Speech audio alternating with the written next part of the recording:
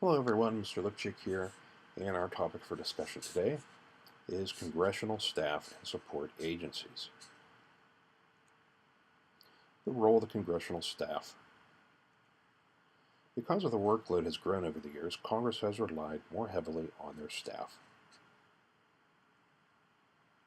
Staff helps write much of the legislation. They communicate with the voters in the district or state of the member. And they assist in running committee meetings and floor sessions. And they attend committee meetings and write committee reports. They write speeches and newsletters. They help the member with matters of publicity. They keep the member informed of trends and opinions back home. They meet with lobbyists. And they help to raise campaign funds for re-election. The growth of the congressional staff. For the first 100 years of our nation's history, Congress provided no paid staff for senators or representatives. After the Legislative Reorganization Act of 1946, the number of congressional staff increased dramatically. 1947, it was 2,000. 1990, it was 11,500.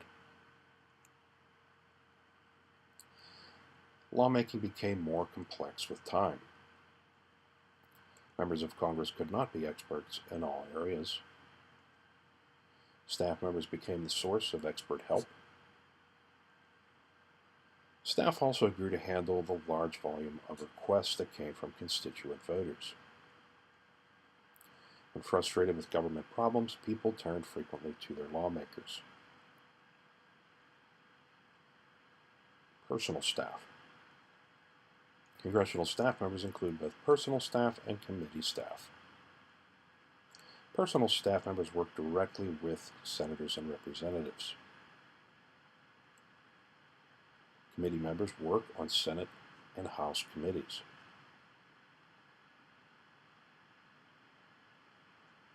The size of a senator's personal staff varies with the population of his or her state and the distance from the capital. About a third of personal staff members work in the legislator's home district. The rest work in Washington, D.C. Legislators receive a yearly allowance to pay their staff. There are administrative assistants. This is a personal staff member who runs the lawmaker's office, supervises the lawmaker's schedule, and gives advice on political matters.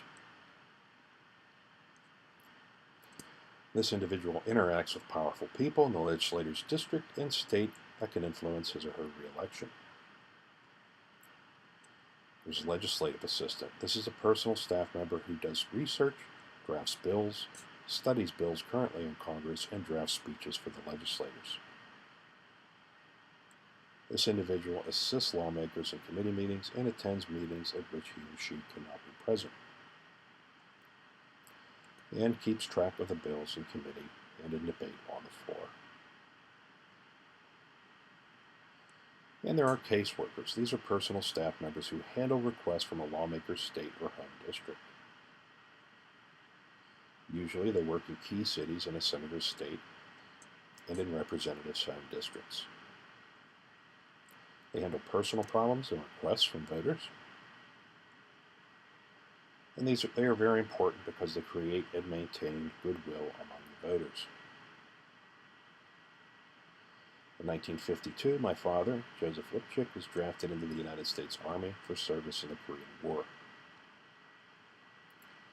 He served in Korea from 1953 to 1954. He was honorably discharged at the end of the war. In 1972, there was a fire at the Army Personnel Records Center in St. Louis, Missouri. As a result, all of my father's service records were destroyed along with many others. Because of this, we have been having a hard time getting his veterans benefits for service in the war. In order to get some help, we contacted our Congressman Mike Doyle, who was assigned as a member of his personal staff to our case. Caseworkers assigned to us helped us on my father's behalf, and we did get my father's veteran benefits for him. Committee staff. Congressional staff, staff members who work for a committee or subcommittee. They are supervised by majority of minority committee members on that committee. They draft bills, plan hearings, and write committee reports. They study issues and gather information in preparation for hearings. Many, because of their expertise, serve on committees through many election cycles. Some believe that they have too much influence for officials who are not elected. Support agencies. There are several agencies that support Congress as part of the legislative branch. One is the Library of Congress. It was created in 1800 to provide books for the use of Congress.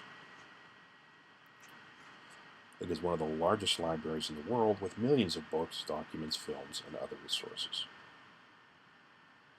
It is the official administrator of copyright law. And it has Congressional Research Service, or CRS, which provides research information to lawmakers and their staffs. Congressional Budget Office was established in 1974 to help Congress plan budgets and make budget projections, to keep track of the spending by congressional committees, to calculate how budget decisions may affect the economy, and the General Accounting Office. This was established in 1921 to monitor the spending of funds that Congress appropriates. It is run by a Comptroller General appointed to a 15-year term. It reviews financial management of government programs created by Congress. It collects government debts and settles claims. It develops questions for committee hearings and provides legal opinions for bills under consideration. It processes congressional requests for information. The Government Printing Office does all the printing for the federal government. It is the largest printing plant in the world. It prints the Congressional Record, which is a daily record of the bills introduced, testimony given, and speeches made in Congress. It also publishes the yearly Statistical Abstract of the United States, created by the Census Bureau. Provides statistics about population, agriculture, industry, finance, education, and many other topics. And it keeps Congress and the general public informed with accurate data about the nation. That concludes our discussion of congressional staff and support agencies. Thank you for viewing, and I look forward to seeing you in the live lesson. Have a great day.